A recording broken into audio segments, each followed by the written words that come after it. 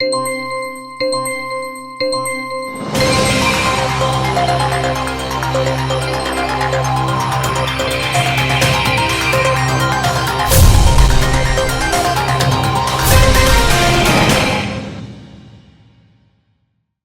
दर्शकों, बात आज के चैनल में आपका स्वागत है। मैं हूं पारुल शर्मा और पेश है आज की सच्ची बात पक्की बात।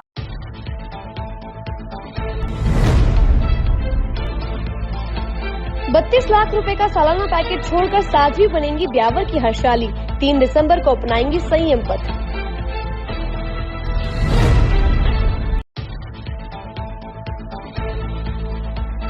अज्ञात परिस्थितियों में मिला बुजुर्ग का शव, पुलिस जुटी जांच में।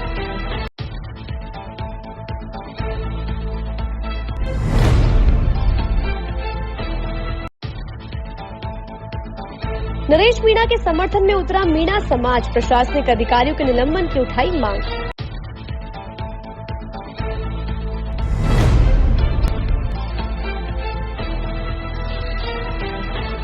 आसमान में पहुंचे सब्जियों के भाव, फलों से भी ज्यादा महंगी हुई सब्जियां, बजट बिगड़ने से महिलाएं हुई परेशान।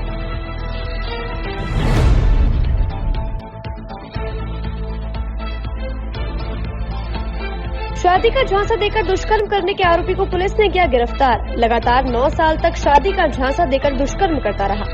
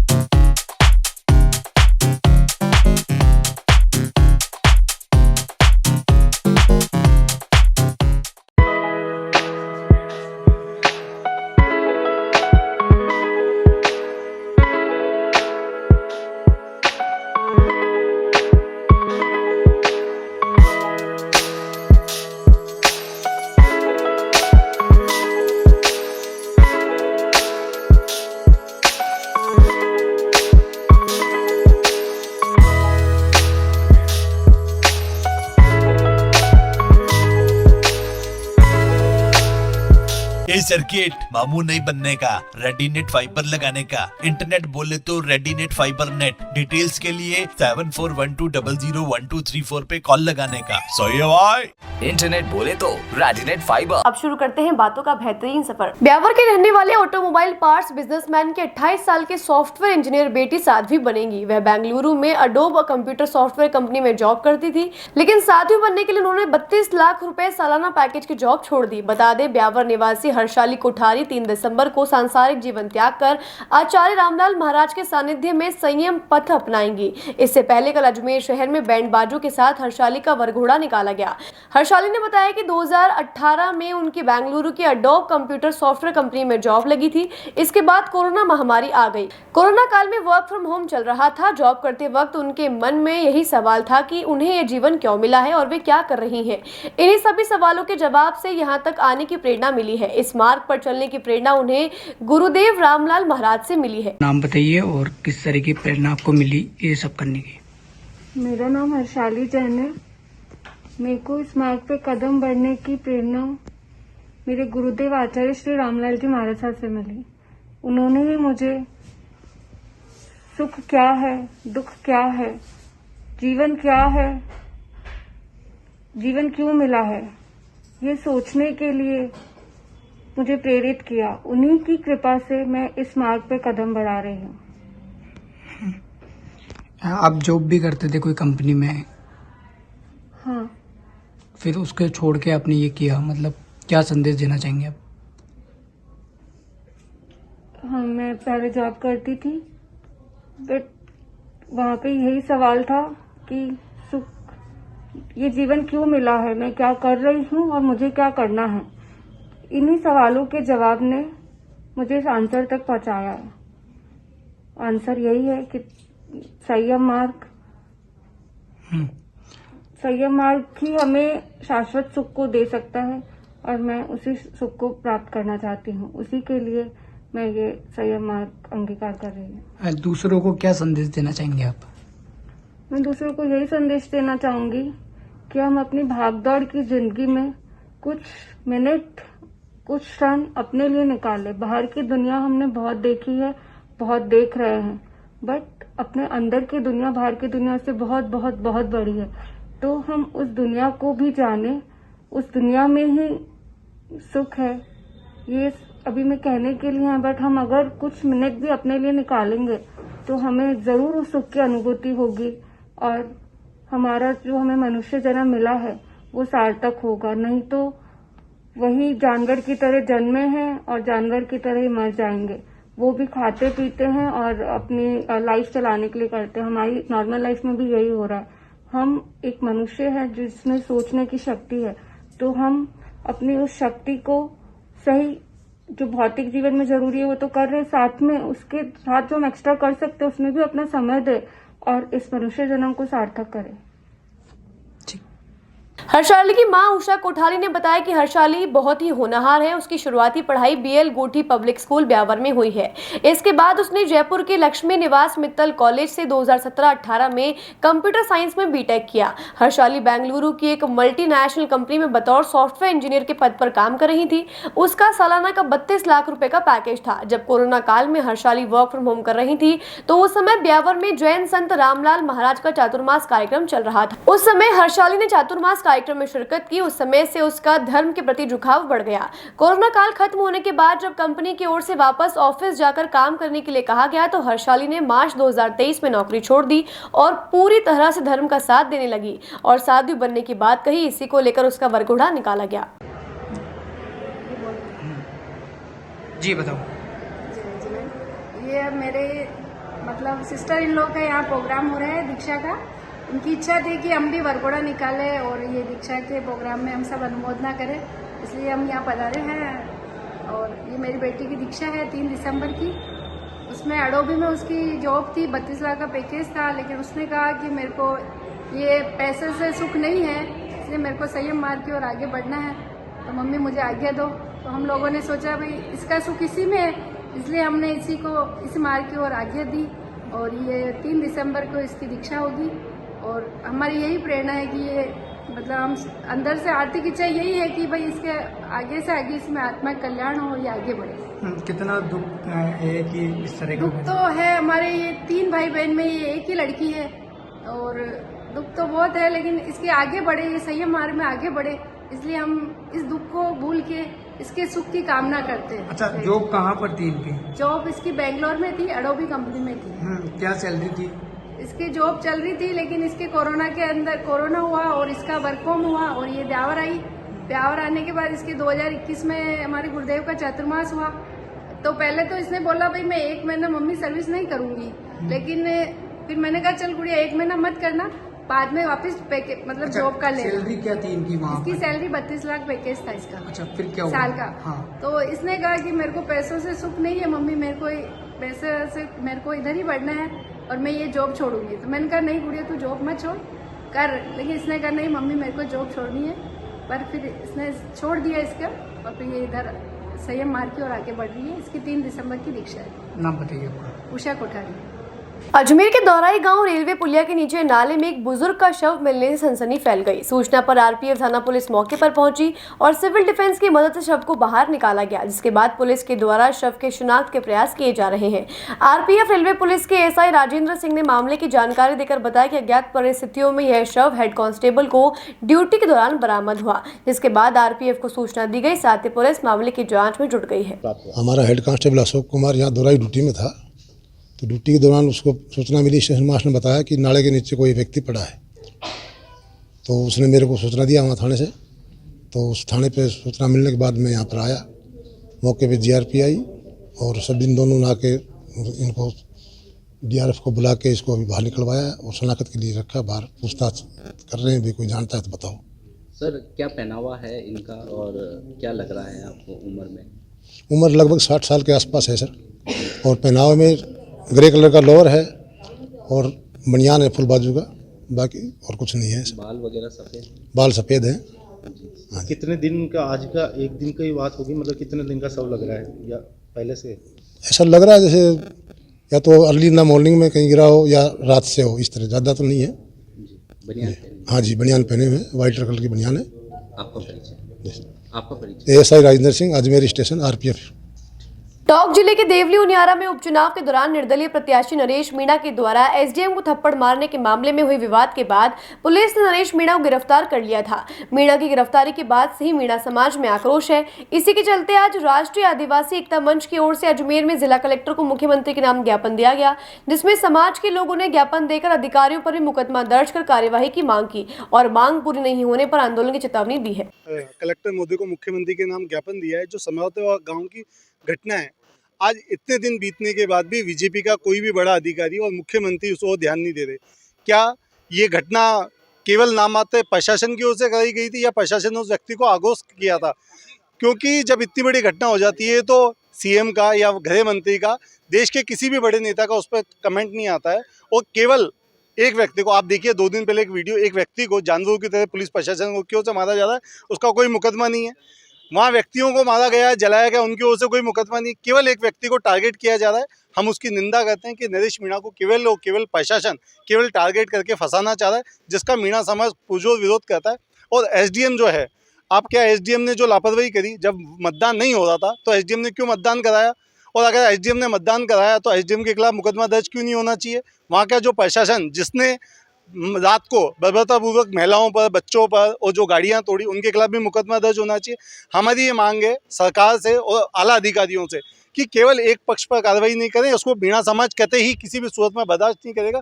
जो दोषी लोग हैं, केवल निर्दोष को बचा के केवल आप पाक साफ नहीं हो सकते। जो दोषी लोग हैं उनके खिलाफ भी मुकदमा दर्ज हो, चाहे वो एसडीएम हो। आप देखिए 4 दिन बाद कलेक्टर वहाँ पहुँच जाती है, वो उस दिन क्यों नहीं गई? किसने उसे पाबंद कर रखा था? क्या ऊपर से कोई दबाव था कलेक्टर के ऊपर कि आप दंगा होने दीजिए उसके बाद जाइए? जो एक जिम्मेदार प्रतिनिधि नागरिक होता है जिले का, वो क्यों नहीं गया वहाँ पर? केवल एसडीएम के भरोसे छोड़ दिया। फिर आप हजारों की तादाद में पुलिस भेजते हो एक व्यक्ति के लिए।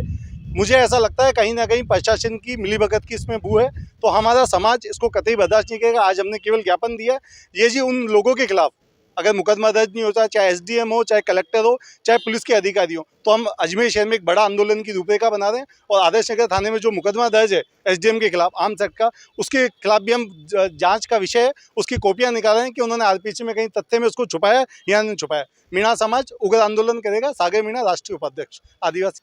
इसका संपूर्ण घटना का जिम्मेदार टोंक जिले का प्रशासन है। 1 साल पुरानी मांग पर प्रशासन ने कोई ध्यान नहीं दिया।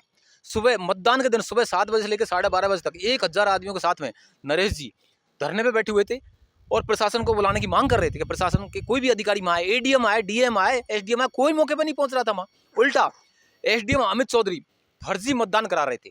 उस फर्जी मतदान को रोकने के लिए निवेदन किया, वो नहीं रुके तो ग्रामीणों ने जाकर शिकायत की कि ये फर्जी मतदान करा रहे। तो नरेश जी ने सिर्फ एसडीएम साहब से कहा कि फर्जी मतदान मत कराइए, इस तरह रोका था। कोई झापट नहीं दी थी, उसको झापट देना दिखा रहे वो। जबकि अमित चौधरी जो एसडीएम है वो FIR नंबर 67/2013 पुलिस थाना Adarsh Nagar 307-34 IPC 4/25 arms act के तहत अपराधी है। आपराधिक प्रवृत्ति का आदमी एसडीएम कैसे बन गया, आरएस कैसे बन गया? आरपीएससी का फॉर्म भरते वक्त उसने तथ्य छुपाए हैं। उसकी जांच की जाए, तुरंत प्रभाव से उसको बर्खास्त किया जाए। और इस संपूर्ण घटना का जो दोषी है वो प्रशासन है। रात को 10:30 बजे जाकर के सम्राट गांव में घुस करके महिलाओं को बर्बरता से मारा है।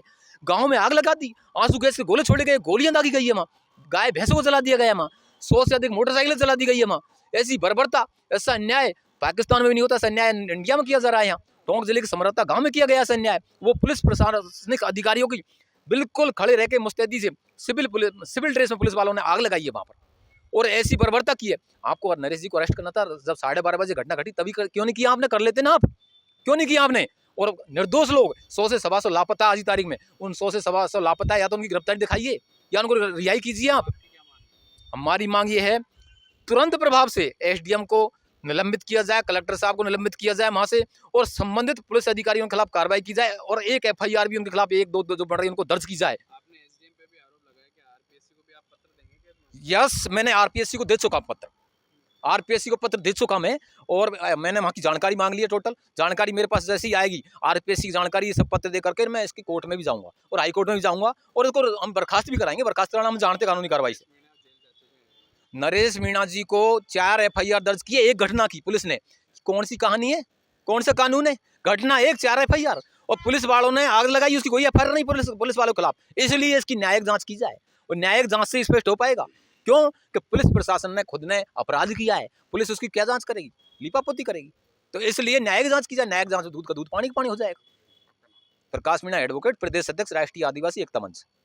फलों से ज्यादा महंगी हो गई सब्जी, यह बात हम नहीं कह रहे, यह बात सब्जी बेचने वाले कह रहे हैं। और इस तरह के हालात का जायजा बाजारों के अंदर लिया जा सकता है। कभी आम आदमी की पकड़ में होने वाली हरी सब्जी आज खाद से भी थोड़ी दूर हो गई है। आसमान को छूते सब्जी के भावों ने एक गरीब के घर का रसोई का बजट बिगाड़ कर रख दिया है। आश्चर्य की बात तो यह है कि प्याज और लहसुन भी अब आम लोगों की और गरीबों की पहुंच से दूर हो गए हैं। सब्जी विक्रेता के मुताबिक लहसुन के भाव 500 रुपए किलो तक पहुंच गए हैं, तो वही प्याज भी 60-70 रुपए किलो के भाव बिक रहा है। मटर बाजार में 200 रुपए किलो है, तो वहीं टमाटर भी नखरे दिखा रहा है। ऐसी हालत में गरीब आदमी किस तरह से सब्जी खाए, बड़ा सवाल बना हुआ है। वहीं दूसरी ओर देखा जाए तो सब्जी से कहीं ना कहीं सस्ते फल बाजारों में मिल रहे हैं। क्या कहा सब्जी विक्रेताओं ने, आप भी सुनिए। भिंडी 100 रुपए किलो, करेले 80 रुपए किलो, टिंडे 100 रुपए किलो, तुरई 80 रुपए, ग्वारवली 100 रुपए किलो, गोभी 60 रुपए, सेवफली 80 रुपए किलो। जो सब्जी महंगी हो रही है, हाँ उनका ही बता रहा हूँ, महंगी वाली होने का कारण क्या है और कब तक महंगी रहेगी? ये महंगी रहेगी करीबन जनवरी तक। पहले तो कहा जाता था कि बारिश में फसल खराब हो जाती है, अब क्यों महंगी हो रही है, क्या कारण? अब ये सीजन अभी डाउन है। और मटर 200 रुपए किलो। और क्या लगता है कहीं ना कहीं जो व्यापारी, बड़े थोक व्यापारी है, वो कहीं कालाबाजारी कर रहे हैं और वो क्या माल दबा रखा हुआ है। तो सब्जी महंगी होने के चलते आप लोगों को असर पड़ता है? गिराकी में बहुत बहुत फर्क पड़ रहा है। लहसुन के भाव बहुत ज्यादा बढ़ रहे हैं। लहसुन के 500 रुपए किलो, प्याज 70 रुपए किलो, गाजर 80 रुपए किलो है। खाली मूली पालक है, ये सस्ता है। क्या लगता है वैसे मार्केट में अभी क्या मंदी भी चल रही है काफी? बिल्कुल मंदी, गिराकी नहीं है, देखो एक भी गिराकी नहीं। जबकि ये मेन मंडी है, मेन केसरगंज मंडी है, नहीं तो हमारे भीड़ लगती थी। यहाँ थोड़ी महंगी चल रही है सब्जियां, जिसमें सबसे ज्यादा लहसन है। लहसन 500 रुपए किलो तक मार्केट के अंदर है। और सब्जियां सब कोई 80-100 से कोई नीचे नहीं है। मंडी में क्या हाल है? मंडी के अंदर बहुत बुरा हाल है। मंडी के अंदर हमें माल ही नहीं मिल पा रहा। लहसन जैसी चीज तो आ ही नहीं रही मंडी के अंदर। 50 रुपए आमजन भी नहीं आ रही लेने के लिए। बिल्कुल सर, 500 रुपए किलो की चीज कौन लेगा? क्या क्या भाव चल रहे हैं अभी?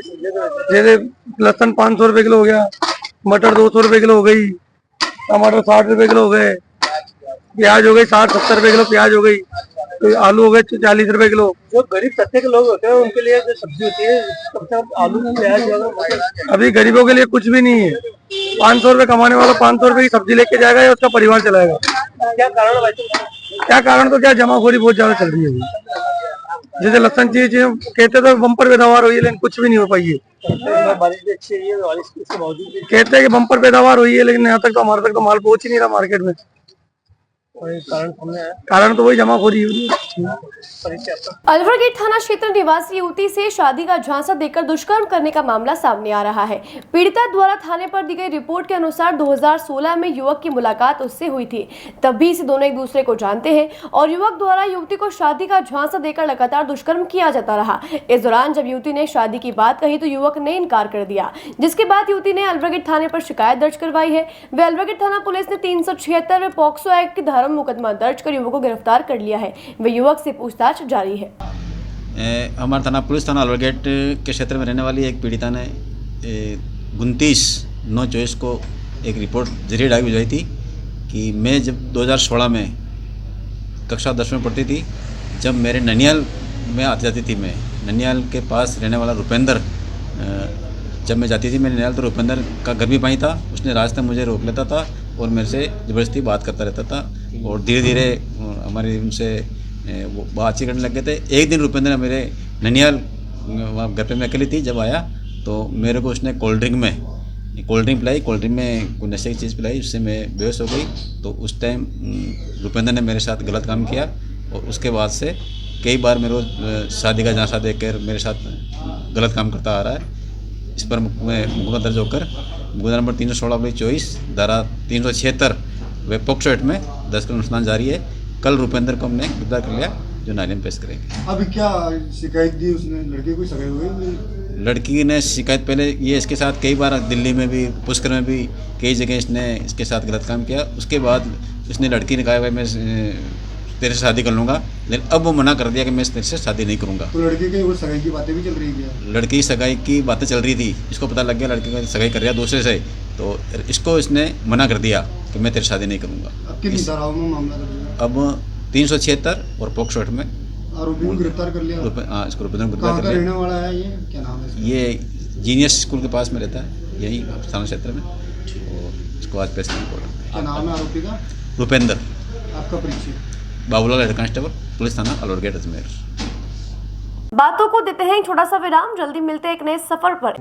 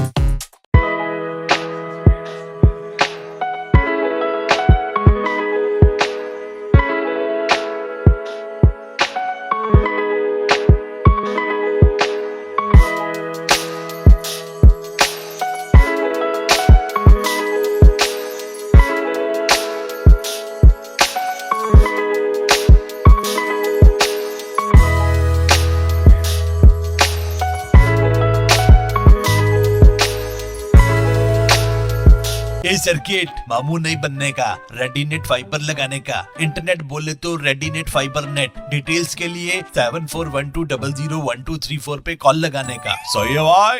इंटरनेट बोले तो रेडीनेट फाइबर। एक बार फिर आपका स्वागत है, आइए चलते एक नए सफर पर। अग्रवाल महिला मंडल की ओर से दीपावली स्नेह मिलन समारोह का आयोजन रविवार शाम को सागर विहार कॉलोनी शिव मंदिर में किया गया।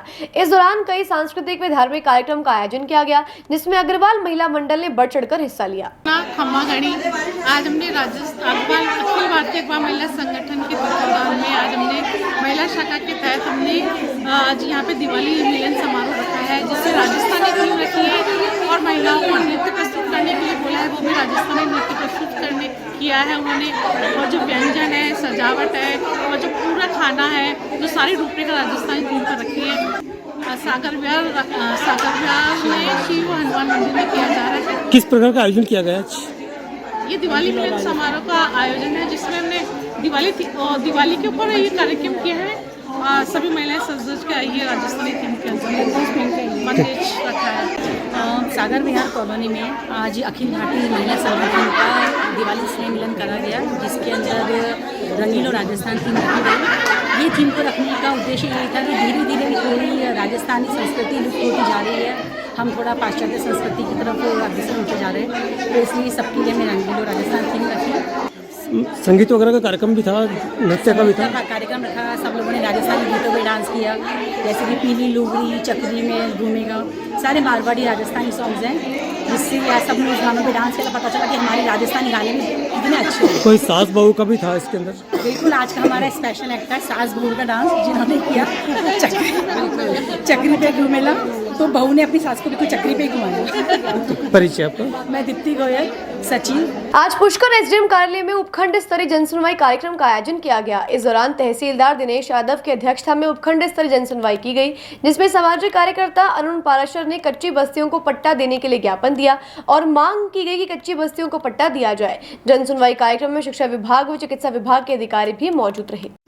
आज ये पुष्कर उपखंड कार्यालय में जन सुनवाई का कार्यक्रम रखा गया। जन सुनवाई में आज तहसीलदार पुष्कर जी ने हमने एक पुष्कर की नगर परिषद क्षेत्र में जो 7 कच्ची बस्तियां आती हैं, जो 30-40 साल से वहाँ 1000 से ज़्यादा परिवार निवास करते हैं, तो उनको पट्टे दिए जाने की जो प्रक्रिया है वो तत्कालीन नगरपालिका ने उनसे आवेदन लेके, अखबार में अनापत्ति लेके और सर्वे करके उनका लेआउट बना के और राज्य सरकार से राज्यपाल द्वारा गजट में डिनोटिफाइड करवा ली गई हमारी मांग पे, वाशिंदों की मांग पे।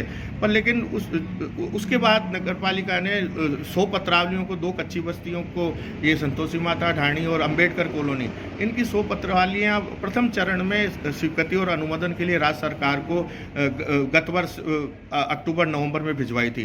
तो उस समय उसमें लेआउट साथ नहीं भिजवाया इन कॉलोनियों का, तो लेआउट के लिए पत्र स्वायत्त शासन विभाग ने नगरपालिका को 20/12/23 को दोनों बस्तियों के कच्ची बस्तियों का लेआउट मांगा। तो आज 11 महीने हो गए, लेआउट नहीं भिजवाया। लेआउट नहीं भिजवाने के कारण से आज तक कच्ची बस्ती के निवासियों को अपने भू धारक होने का, भूस्वामी होने का पट्टा नहीं मिल पा रहा है, वो आज तक पट्टे से वंचित है। जबकि इतने परिवारों को वहाँ कच्ची बस्तियों को डिनोटिफाइड जब राजस्थान सरकार ने कर दिया है, तो वहाँ सारी सुविधाएं भी हैं, सड़कें हैं, पानी है, बिजली है, सीवरेज है, उनके आधार कार्ड है, उनके राशन है, सब चीज़ें विकसित हो गई। तो अब उनको पट्टा, एक जो पट्टा होता है भूधारक को, भूस्वामित्व का, वो नगर परिषद देने में लापरवाही बरत रही है। आज नगरपालिका का, मैं समझता हूँ, नगर परिषद का आखिरी दिन भी है। तो अब जो अधिकारी प्रशासक यहाँ बैठेंगे, उनसे हम कहना चाहते हैं कि आज हमने जो जन सुनवाई में ये जो दिया है हमारी मांग,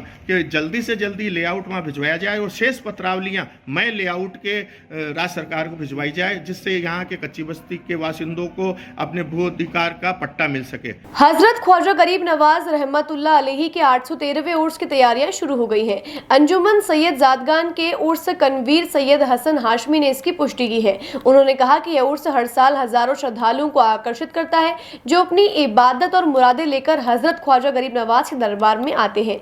इस अवसर पर विभिन्न समारोह आयोजित किए जाते हैं, जिनमें धार्मिक अनुष्ठान, कव्वाली और संगीतमय कार्यक्रम शामिल होते हैं। सुल्तानुल हिंद गरीब नवाज की बारगाह में इस साल जो कि 813वां उर्स सुल्तानुल हिंद गरीब नवाज का शुरू होने वाला है, और उर्स की काफ़ी तैयारियां तो अभी से शुरू हो जाती हैं।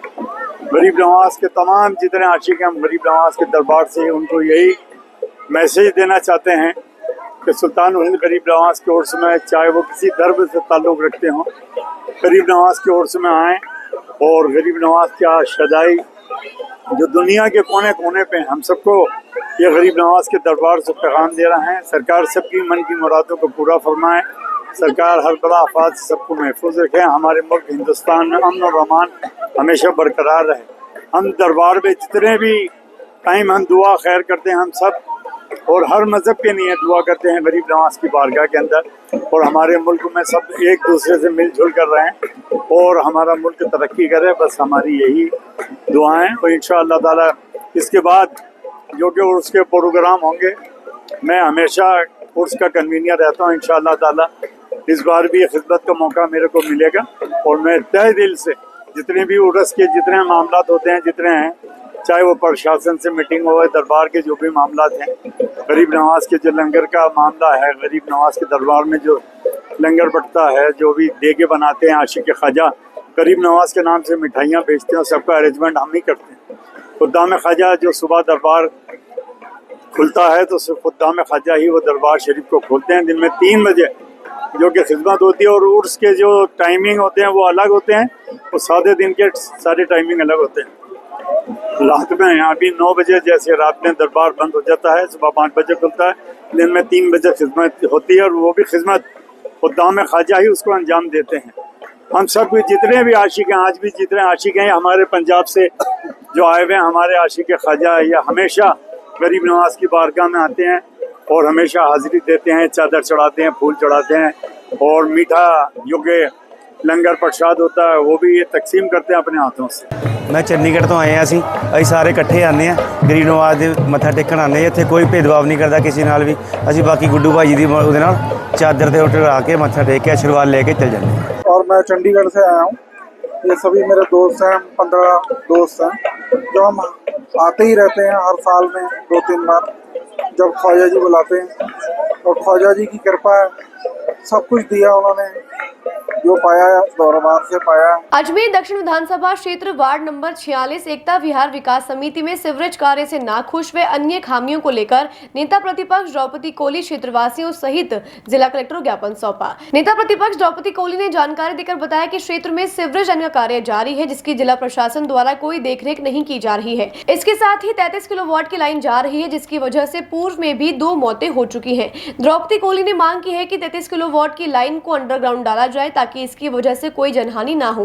साथ ही क्षेत्र में व्याप्त अन्य समस्याओं को लेकर भी ज्ञापन सौंपा गया। गौरतलब है कि कल भी क्षेत्रवासियों द्वारा द्रौपदी कोली के नेतृत्व में उक्त समस्याओं को लेकर प्रदर्शन किया गया था। अजमेर दक्षिण विधानसभा के एक क्षेत्र में जो पूजा मार्ग एकता विहार कॉलोनी है, उसकी समस्या को लेकर यहाँ पर हमने ज्ञापन दिया। वहाँ पर सड़कों की प्रॉब्लम से, ऊपर 33 kV की लाइन जा रही है, उसकी प्रॉब्लम से पिछली बारिश में 2 लोग वहाँ से चिपक कर उनकी डेथ भी हो गई, लेकिन प्रशासन के आगे कोई भी सुनवाई नहीं हुई। पिछली बार भी मैंने दिया हुआ था ज्ञापन, लेकिन अभी तक उसके ऊपर कोई कार्रवाई हुई। दूसरा, सीवरेज लाइन डल रही है वहाँ पर, तो ना तो बेस बना रहे हैं ना कुछ, और वैसे ही मिट्टी खोद रहे हैं और वैसे ही लाइन डाल रहे, पूरी कॉलोनी में लाइन डल रही है। इनके कहने पर वो लोग कहते हैं तुम्हारी मर्जी है जो करो, हम तो ऐसे ही डालेंगे, और लगवानी बिछवानी है तो बिछवाओ, नहीं तो हम यहाँ से चले जाएंगे। मतलब ये कौन सा तुक है? सीवरेज लाइन डल रही है, हमारे स्मार्ट सिटी के तहत डल रही है। स्मार्ट सिटी का प्रोजेक्ट है, अमृत योजना वाला प्रोजेक्ट है, उसमें ये लाइन डल रही है। ना तो वो अधिकारी कुछ तरीके से काम करते हैं, और उनके जो ठेकेदार आते हैं वो बदतमीजी से बोलते हैं। तो इस तरह से हमने ज्ञापन दिया कलेक्टर महोदय को, और इसी प्रकार से अब अभी हम DRM ऑफिस भी जाएंगे, क्योंकि जो लाइन जा रही है, रेलवे का ट्रक जा रहा है, उसके पास से वो जो लाइन के पास जो ट्रक होता है उसके पास वो उनको सड़क बनानी चाहिए। उन्होंने कोई सड़क नहीं बनाई। वहाँ पानी भरा हुआ, आज भी 1-1, 1.5 फीट पानी भरा हुआ, और वो बहुत झाड़ हो रहे हैं, जिससे वहाँ सांप बिच्छू आते रहते हैं, कॉलोनी वालों को नुकसान होता है। तो इस तरह से बहुत सारी समस्याएं हैं जो हमने कलेक्टर साहब को अभी ज्ञापन दिया। सड़क और उसके लिए हमने कलेक्टर साहब को दिया, और वो जो रोड के लिए, रेलवे ट्रैक के लिए हम DRM ऑफिस को ज्ञापन देंगे। मेन मुद्दा सीवरेज का है। कलेक्टर साहब ने कहा कि भाई मैं इनको देख के और कार्रवाई करूंगा। सबसे महत्वपूर्ण है 33 kV वाला। हमने कहा 33 kV वाला अंडरग्राउंड करिए, जिससे क्या कोई भी लोगों को क्षति ना हो।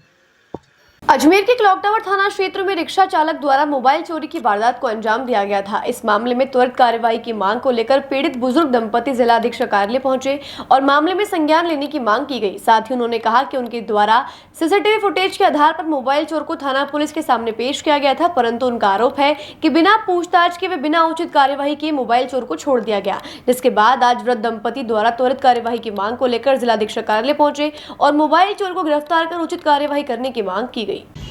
क्या चोरी हुआ आपके? मोबाइल। कब की घटना है? ये 8 तारीख की गई 8 तारीख। आपने क्या रिपोर्ट दर्ज कराई? हाँ, रिपोर्ट भी दर्ज करवाई। कौन से थाने में?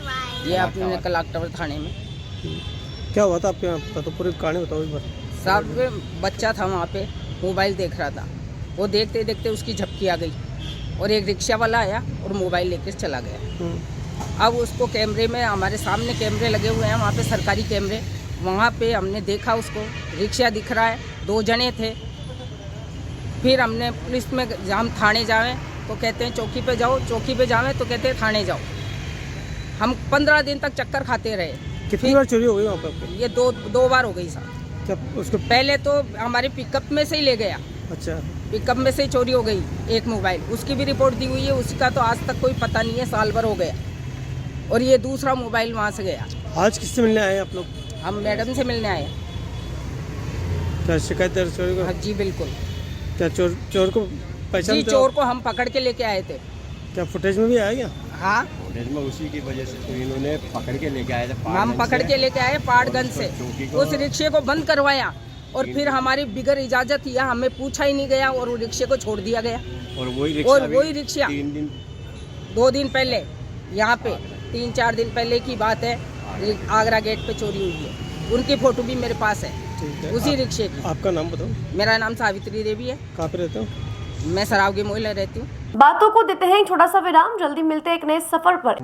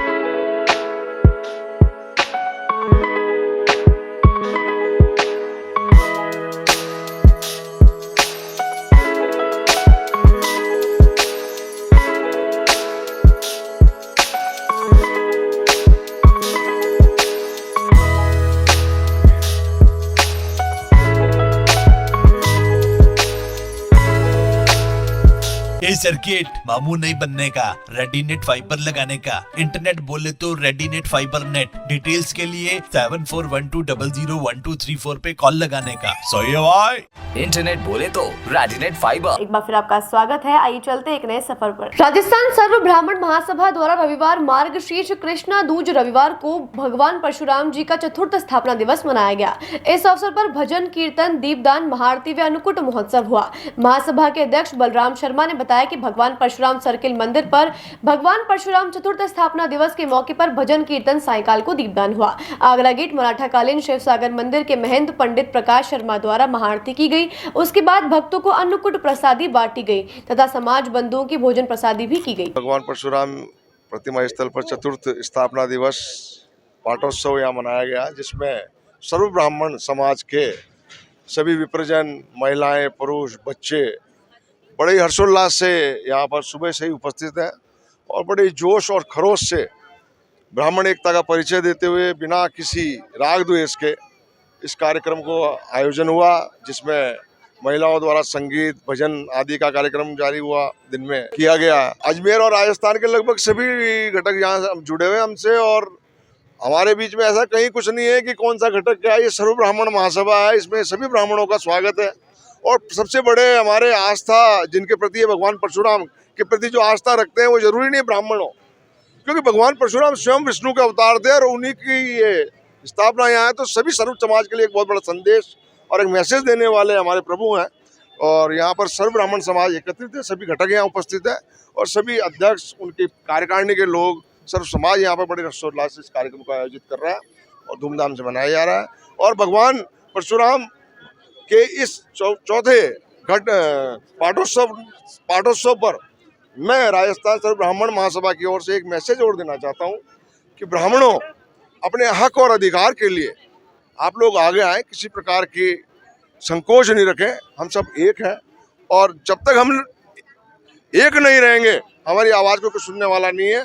आज उसी एकता का परिचय है कि राजस्थान के मुख्यमंत्री श्री भजन लाल शर्मा है। एक बार फिर सभी को शुभकामनाएं सर्व ब्राह्मण महासभा की ओर से, आदरणीय राकेश पारिक जी हमारे पूर्व विधायक की ओर से और सभी उपस्थित सभी लोगों की ओर से। जय भारत, जय हिंद, जय भगवान परशुराम जी। अजमेर में बलराम जी और इनकी पूरी टीम सर्व ब्राह्मण महासभा द्वारा ये बीड़ा उठाया गया कि अजमेर में भगवान परशुराम की मूर्ति लगे। आज हमें खुशी है कि आज 4 साल हुए, चतुर्थ स्थापना दिवस है इस परशुराम जी की मूर्ति का। इसमें मुझे आमंत्रित किया, उसके लिए मैं अपने आप को गौरवान्वित महसूस करता हूँ। और ये समाज का काम है और भगवान परशुराम जी की प्रेरणा से अध्यक्ष जी आपकी और आप सब साथियों की, रवि जी तमाम साथियों की प्रेरणा से आज इतना बड़ा काम हुआ है।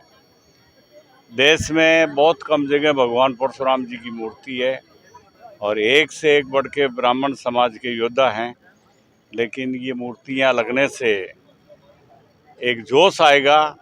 जैसा नारा लगाते हैं कि जब जब ब्राह्मण बोला है, राज सिंहासन डोला है, तो भगवान परशुराम का आशीर्वाद पूरे जिले के हम सब ब्राह्मण बंधुओं को मिलेगा। इसी कामना के साथ आज हम लोग यहाँ शामिल हुए। आज भगवान परशुराम स्थल पर, सर्किल पर भगवान परशुराम जी का चतुर्थ स्थापना दिवस बड़े धूमधाम से मनाया गया। और आज हम सब भगवान परशुराम जी की कृपा से करने कराने वाले यही हैं, लेकिन हमारे बीच में जिन्होंने स्थापना, मूर्ति स्थापना में सबसे बेहतरीन सहयोग दिया, पूर्व विधायक राकेश पारिक जी, जिन्होंने, मैं समझता हूँ कि अगर ये हमारे साथ नहीं लगते तो ये स्थान नहीं बन पाता। हालांकि करने वाले भगवान परशुराम जी हैं। आज ये पहली बार यहाँ उपस्थित हुए चतुर्थ स्थापना दिवस में और समाज की महिलाओं ने बढ़ चढ़ के हिस्सा लिया, जिनमें रंगोली हुई, रंगोली बहुत बढ़िया भव्यतम रंगोली बनाई गई एवं उसके बाद में दीपदान, महिलाओं के द्वारा भजन संध्या की गई और आम जन को जो है अन्नकूट प्रसादी बांटी गई। अभी महाआरती के द्वारा अब समाज के भोजन प्रसादी शुरू होगी। और मैं इस अवसर पर समस्त अजमेर के ब्राह्मण समाज और समस्त समाजों को आह्वान करता हूं कि आप भगवान परशुराम जी स्थल पे आएं और आपका हार्दिक स्वागत है, अभिनंदन। प्राकृतिक व धार्मिक पर्यटन स्थल के रूप में चर्चित होने और कैंसर रोगियों का झाड़ा लगाकर इलाज करने के लिए सुर्खियों में आए ब्यावर जिले के देवमाली धाम में आज केंद्रीय जनजातीय विकास मंत्री बाबूलाल खराड़ी भी सपत्नी देवमाली धाम के दरबार में पहुंचे, जहां उन्होंने अपनी पत्नी के साथ देवमाली धाम में के चमत्कारी दरबार में ढोक लगाकर अपनी पत्नी के स्वस्थ व दीर्घायु होने की कामनाएं करने के साथ ही देश की समृद्धि और खुशहाली की कामना भी की। बताया गया है कि उनकी पत्नी काफी समय से गंभीर बीमारी से ग्रस्त है, जिनके जल्दी स्वस्थ होने के लिए उन्होंने देवमाली धाम के प्राचीन मंदिर में पूजा अर्चना करवाई व झाड़ा भी लगवाया। इस दौरान वह वहां के ग्रामीणों व अन्य लोगों से मिले और उनसे संवाद भी किया। रेलवे स्टेशन के प्लेटफॉर्म नंबर 1 पर विकास कार्यों के चलते रविवार से प्लेटफॉर्म संख्या 1 पर यात्री गाड़ियों की आवाजाही बंद कर दी गई है। जानकारी के मुताबिक यह कार्य लगभग 40 दिन में पूर्ण होगा, जब तक इस प्लेटफॉर्म पर आने वाली सभी गाड़ियों को अन्य प्लेटफॉर्म पर स्थानांतरित किया गया है। आश्चर्य की बात तो यह है कि ख्वाजा साहब का सालाना उर्स है और दूसरी तरफ प्लेटफॉर्म संख्या 1 पर रेल लाइन का नवीनीकरण कार्य शुरू कर दिया गया है। माना जा रहा है कि इससे रेल यात्रियों को भारी परेशानी का सामना करना पड़ेगा। हालांकि ठेकेदार के अनुमान के मुताबिक इस कार्य में 40 दिन की कार्य अवधि में ही पूर्ण कर लेंगे। ये क्या है कि 1 नंबर और 2 नंबर का जो सीसीए पेन को तोड़ करके और ब्लास्ट ट्रैक बिछाने का कार्य है। ये हमारी फर्म है शिशुपाल कुमावत जी, रेलवे कॉन्ट्रैक्ट डाल के हैं। तो ये हमें एक लाइन का 40 दिन का ब्लॉक मिला है सीसीए पेन को तोड़ करके ब्लास्ट ट्रैक बिछाने का। हम हमारे समय पर ही पूरा काम कर देंगे। 40 दिन के ब्लॉक में हम एक लाइन को चालू कर देंगे। अभी अजमेर में ख्वाजा गरीब नवाज दरबार का उर्स भी चालू होने वाला है। आने वाली जाने में परेशानी भी हो सकती है। देखो जी, ऐसी हमारे ब्लॉक टाइम में तो देखो परेशानी तो होगी कि जनता इधर उधर होती है, और हमारा जो ब्लॉक मिला है हम ब्लॉक टाइम में पूरा करेंगे। टाइम दिया है हमारा 40 दिन का टाइम है एक लाइन को। 16 तारीख से। आपका परिचय? मैं शिशुपाल कुमावत जी है, उनकी फर्म का यहाँ इंचार्ज हूँ। हरीलाल सैनी है मेरा नाम। जिला बार एसोसिएशन द्वारा चुनाव न करे जाने को लेकर आज लॉ कमेटी को बार कार्यकारिणी के विरुद्ध ज्ञापन सौंपा गया। पूर्व बार अध्यक्ष राजीव जोशी ने कहा कि बार कार्यकारिणी अपनी हठ धर्मिता व झूठ का सहारा लेते हुए बार के संविधान की आड़ में चुनाव नहीं करा रही है, जबकि जिस संविधान का वो सहारा ले रहे हैं वे रजिस्टर्ड ही नहीं है। उन्होंने बताया कि इससे पूर्व भी उन्होंने 5 बार जिला बार को ज्ञापन सौंपे हैं, लेकिन उनको खारिज कर दिया गया है। इसलिए अब उन्होंने लॉ कमेटी को बार कार्यकारिणी के विरुद्ध ज्ञापन सौंपा और जल्द चुनाव कराने का आग्रह किया गया। वहीं उन्होंने चेतावनी भी दी है कि यदि जल्द चुनाव की तिथि घोषित नहीं की गई तो वे अनशन पर बैठेंगे। कि हिंदुस्तान में अब एक बार एक वोट एक बार का जो है माननीय उच्चतम न्यायालय का एक फैसला आ चुका है। हिंदुस्तान में सब जगह 13 तारीख को, दिसंबर की 13 तारीख को चुनाव होने हैं। 271 बारों में चुनाव होने हैं, जिसमें लाखों लोग वकील जो है वोट डालेंगे और ये तय हो चुका कि प्रतिवर्ष चुनाव होंगे। हमारे अजमेर में भी चुनाव होने थे, जैसे अजमेर में, पुष्कर में, किशनगढ़ में, बार में, सब जगह हो रहे हैं। पर अजमेर की जो सिविल बार है, इसमें इस बात में एक हठधर्मिता हो रही है कि हमने 2 साल के लिए चुनाव कर दिए, जबकि 2 साल का कोई प्रावधान है ही नहीं। और जिस कॉन्स्टिट्यूशन को कह रहे हैं वो कॉन्स्टिट्यूशन जो है वो कभी भी पास हुआ ही नहीं। तो इसलिए हमने इनको निवेदन किया है। आज मुझे 500-400 लोगों का हस्ताक्षर ज्ञापन मिला है। हमारे एक लॉ कमेटी है जिसमें पूर्व के सब माननीय अध्यक्ष हैं, तो उन अध्यक्षों की एक कमेटी है और वो हम पहले भी जब भी कोई विवाद होता है बार एसोसिएशन का अध्यक्ष का या कार्यकारिणी इससे ऊपर, तो वो लॉ कमेटी उसका निस्तारण करती है। पूर्व में कई ऐसे दृष्टांत हैं कि लॉ कमेटी अपने हिसाब से निर्णय दे चुकी है, अपने हिसाब से उसका फैसला मान्य होता है। अब इन वकीलों साहिबान ने लिखा है कि ये बार के चुनाव 13 तारीख को हो, तो हमने इनको कह दिया है, मैंने व्हाट्सएप पे भी डाला है कि कल 12 बजे तक वो कह देते हैं कि भाई हम चुनाव करा रहे हैं, जब तो ठीक है, नहीं तो फिर लॉ कमेटी बैठ के तय करेगी। और लॉ कमेटी बैठ के बार के वकीलों के स्वाभिमान की और कानून की, कि कानून की मर्यादा, जब सुप्रीम कोर्ट ये कह रहा है, खुद नरेंद्र जी आपके सामने बैठे, इनको खुद को 7 महीने में चुनाव कराना पड़ा था पिछली बार, और यही लोग जो आज विरोध कर रहे हैं वो खुद ही चुनाव में भागीदार थे। तो ऐसी स्थिति में रोज क्या कानून बदल जाएगा? तो इसलिए बार की गरिमा को, बार की प्रतिष्ठा को, और किसी के प्रति मनभेद नहीं है, ये जो है एक नीतिगत फैसला है। इसके लिए बार प्रयास करेगी कि कोई बार में विरोधाभास नहीं हो और बार की एकता अखंडता कायम रहे। इसके लिए एक हमारे वकील साथी जितेंद्र खेतावा जी ने कहा है कि मैं आमरण अनशन पे बैठ रहा हूँ, तो ये अच्छी गरिमापूर्ण बात नहीं है कि एक चुनाव के लिए हमारा साथी इतना परेशान हो जाए।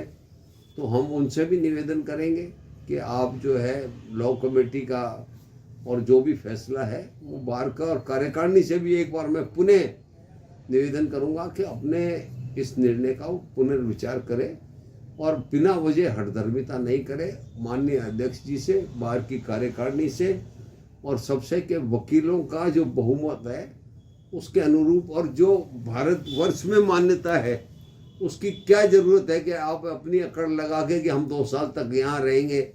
तो जब बार का समय आपका समाप्त हो गया तो कैसे आप रहोगे? इस संदर्भ में ये कल जो है, इसलिए मैंने ये निवेदन किया था, ये व्हाट्सएप पर डाला था। कल 12 बजे तक के लिए क्या उनसे ये निवेदन किया है कि आप 12 बजे तक घोषणा कर दो, जो नहीं करेंगे तो कमेटी जो आगे अपना प्रयास करेगी। देखिए, हमारे यहाँ पर जिला बार एसोसिएशन के चुनाव भी पूरे राजस्थान के साथ 13 दिसंबर को होने थे, और इस संबंध में पहला ज्ञापन 5 सितंबर 2024 को दे दिया गया। उसके बाद 9 सितंबर 2024 को दूसरा ज्ञापन जिला बार को दिया गया, और उसमें ये मांग की गई कि या तो आप माननीय उच्च न्यायालय के आदेश अनुसार और उच्चतम न्यायालय के आदेश अनुसार चुनाव की तिथि घोषित करें, और वरना हमारी जो बार का जो अभी तक का रहा है इतिहास और परंपरा रही है कि आप जनरल हाउस जीसी कॉल करके और उस सदन में इस चीज़ को रखें, तो उस सदन में जो भी तय होगा उसके अनुरूप आगे निर्णय लिया जाएगा। लेकिन वर्तमान हमारे अध्यक्ष जी ने हठधर्मिता अपनाते हुए 5 ज्ञापनों को कार्यकारिणी में, ये जो जीसी के ज्ञापन थे, जो चुनाव ज्ञापन थे, उनको एक ही दिन कल कार्यकारिणी की मीटिंग में ये कहते हुए खारिज कर दिया कि मेरे पास 2 साल का संविधान है 2009 का, और मैं चुनाव इस बार नहीं करा के 2025 में कराऊंगा। अजमेर जिले में ये सभी पूरे राजस्थान के अंदर ही है? नहीं, पूरे राजस्थान में ये चुनाव है। अब जो 2009 का जो संविधान है वो कभी अस्तित्व में ही नहीं आया। जब जैसा अभी माननीय टंडन साहब ने बताया कि वो संविधान का कभी भी कोई हाउस में उसका अनुमोदन नहीं हुआ, कुछ भी नहीं हुआ। और इसका मैं आपको उदाहरण देकर बताता हूँ कि उस 2009 वाले में है कि 20 साल कम से कम अध्यक्ष के चुनाव के लिए वकालत की प्रैक्टिस होनी आवश्यक है। मैंने जब 2021 में अध्यक्ष का चुनाव लड़ा तो उस समय मेरी वकालत थी 17 साल की। अगर वो संविधान अस्तित्व में होता तो मेरा वो फार्म खारिज हो जाता। उससे पूर्व योगेंद्र ओझा जी ने 2015 में अध्यक्ष का चुनाव लड़ा था, और उन्होंने 2015 में जब अप्लाई किया तब उनकी वकालत भी 14-15 साल की थी, और उनका फार्म भी रिजेक्ट नहीं हुआ, उन्होंने भी चुनाव लड़ा। तो वो संविधान है कहाँ? उस संविधान के हिसाब से सचिव के लिए 10 साल की थी और बाकी के लिए है। अब जो पिछली बार माननीय उच्च न्यायालय ने जो आदेश किए, उस आदेश को हमने अजमेर बार ने सुप्रीम कोर्ट में उसको चुनौती दी। सुप्रीम कोर्ट ने हमें कहा कि नहीं, ये आप वापस उच्च न्यायालय में लगाए। उच्च न्यायालय ने हमारी बात को नहीं माना, तो अजमेर बार उस केस में पक्षकार है। और जब पक्षकार है और अगर ये लॉ कमेटी इसमें हस्तक्षेप नहीं करती है, जैसे 500-400 सदस्यों ने जो आग्रह किया है, तो इसके दुष्प्रभाव पूरी बार को भुगतने पड़ेंगे। क्योंकि बार काउंसिल ऑफ राजस्थान को उच्च न्यायालय लिखेगा और वहाँ से अगर हमारी बार की मान्यता रद्द हो गई तो बहुत ज़्यादा लिटिगेशन बढ़ जाएगा। और मेरा जो आग्रह है वर्तमान अध्यक्ष जी से है कि वो अपने हरदर्मिता को छोड़े, और फिर बार के जो सदस्य हैं अलग अलग करके 5 ज्ञापन किए हैं, किसी में 400 के हस्ताक्षर, किसी में 200 के, किसी में 100 है। तो आज कम से कम 1000-1200 सदस्यों ने तो चुनाव का समर्थन किया। अब आम जनता की भावना के विपरीत वो अपना वो करके कि सब कार्यकारिणी ने ये तय कर दिया। भाई, कार्यकारिणी इस चीज़ को तय नहीं कर सकती, इसको तय कर सकता है जनरल हाउस, और जनरल हाउस के बाद में लॉ कमेटी का गठन करके और इसको करा जा सकता है। अब इनके बार बार हरदर्मिता और जिद की वजह से अब सदस्यों ने, जो बार के सदस्य हैं, उन्होंने परेशान होकर लॉ कमेटी को ये ज्ञापन दिया है। और अब लॉ कमेटी से भी मेरा आग्रह है, क्योंकि लॉ कमेटी हमारी बार की बुजुर्गों के वो है, मतलब आप ये माने कि ये हमारे वो बड़े लोग हैं जो हमेशा अच्छा ही करते हैं, और इनको जब भी बार पर कोई गंभीर संकट आता है किसी भी तरह का, तब ये हम इनके शरण में जाते हैं। और इनके द्वारा आज तक जो निर्णय किए गए हैं वो ऐतिहासिक निर्णय हुए हैं। तो मेरा भी जो भी लॉ कमेटी के हमारे वरिष्ठ सदस्य हैं, सबसे ये आग्रह है कि इस मामलों में हस्तक्षेप करें। और ये जो जिस तरह का ये भी माहौल बना हुआ है, जनता उथल पुथल हो रही है, चुनाव के लिए मांग कर रहे हैं, अध्यक्ष जी बिल्कुल परवाह नहीं कर रहे हैं, तो इसमें हस्तक्षेप करके और चुनाव घोषित कराएं। आज चिकित्सा एवं स्वास्थ्य विभाग की ओर से एंटीबायोटिक के उचित उपयोग हेतु एक कार्यशाला का आयोजन किया गया। यह आयोजन स्वास्थ्य संकुल भवन मुख्य चिकित्सा एवं स्वास्थ्य अधिकारी ज्योत्सना रंगा के निर्देशन में किया गया। इस दौरान उन्होंने आमजन से एंटीबायोटिक्स का सही उपयोग करने की अपील की। देखिए, हमारा चिकित्सा एवं स्वास्थ्य विभाग है, तो हमारा दायित्व है कि हम स्वास्थ्य को कैसे अच्छा रखें और किस तरह से सर्वश्रेष्ठ स्वास्थ्य सेवाएं दें। तो उसी का एक हिस्सा है एंटी माइक्रोबियल रेजिस्टेंस, जो कि आज हमारे डे टू डे लाइफ में बहुत बढ़ रहा है। लोग ओवर द काउंटर दवाएं ले लेते हैं या कुछ घर में पड़ी एंटीबायोटिक स्टार्ट कर देते हैं, हल्के खांसी जुकाम बुखार या थोड़ी सी कोई बीमारी होती है तो, और उसके कारण रेजिस्टेंस डेवलप हो रही है। या फिर यदि हमारे द्वारा लिखी जाती है, हमारे डॉक्टर्स यदि एंटीबायोटिक लिखते हैं तो उसको पूरी नहीं खाते। कई बार तो वो देखते हैं, अरे इतनी स्ट्रेंथ है, इतना भारी है, हमें सूट नहीं करेगा, या इतनी हैवी दवाई लिख दी। ऐसा कुछ नहीं है, ये डोजेस बहुत सारे लोगों पे रिसर्च करके फिर कैलकुलेट की जाती है। तो आप उसके ग्राम मिलीग्राम ना देखें, आप डॉक्टर के प्रिस्क्रिप्शन को कम्प्लीटली फॉलो करें। अगर उन्होंने 5 दिन लिखी है तो 5 दिन पूरा खाना ही है। आपको चाहे स्वस्थ महसूस होता है तो भी आप उसको पूरा कोर्स कंप्लीट करें। तो ये जो एंटी माइक्रोबियल रेजिस्टेंस है, ये एक बढ़ती समस्या है और इसकी वजह से आपकी स्वास्थ्य पे और आपके जेब पर भी कुप्रभाव पड़ेगा, क्योंकि धीरे धीरे फिर हमें सिंपल जो सस्ती एंटीबायोटिक्स है वो काम करना बंद कर देगी और महंगी से महंगी एंटीबायोटिक्स हमें देनी पड़ेगी, जिसके साइड इफ़ेक्ट्स भी बहुत ज़्यादा होते हैं। तो मेरा एक आम जन से यही रहेगा कि बिना डॉक्टर को पूछे एंटीबायोटिक का सेवन ना करें। साथ ही साथ जितना आपको लिखा जाता है उतना पूरा लीजिए, न कम न ज़्यादा। यदि आपको 5 दिन की लिखी जाती है तो 5 दिन खाएं, 3 दिन की होती है तो 3 दिन खाएं। हर दवाई का एक अलग डोज कैलकुलेटेड होता है, तो आप उसके मिलीग्राम या ग्राम पे मत जाइए। वो कोई वजन नहीं होता है उसका कि आप उठा नहीं पाएंगे। आपको सिर्फ डॉक्टर का प्रिस्क्रिप्शन 100% फॉलो करना है और जिस तरीके से उन्होंने दिए उसी तरीके से खाना है, तभी हम ये एंटीमाइक्रोबियल रेजिस्टेंस रोक पाएंगे। और इसका एक सबसे बड़ा उदाहरण मैं बताऊं, ट्यूबरकुलोसिस। आपने देखा होगा टीबी की बीमारी आराम से बहुत सस्ती दवाइयों से ठीक हो जाती थी, लेकिन अब उसमें क्योंकि मल्टी ड्रग रेजिस्टेंस डेवलप हो गई है तो हमें इलाज करने में भी बहुत बाधा आ रही है। तो मेरा आमजन से यही अपील रहेगी कि एंटीबायोटिक लेने से पहले सावधानी बरतें, बिना डॉक्टर की सलाह ना लें और जो डॉक्टर सलाह दे उसकी पूरी पालना करें। धन्यवाद। आज के लिए बस इतना ही। कल फिर होगी आपसे मुलाकात, तब तक के लिए दीजिए इजाजत। नमस्कार।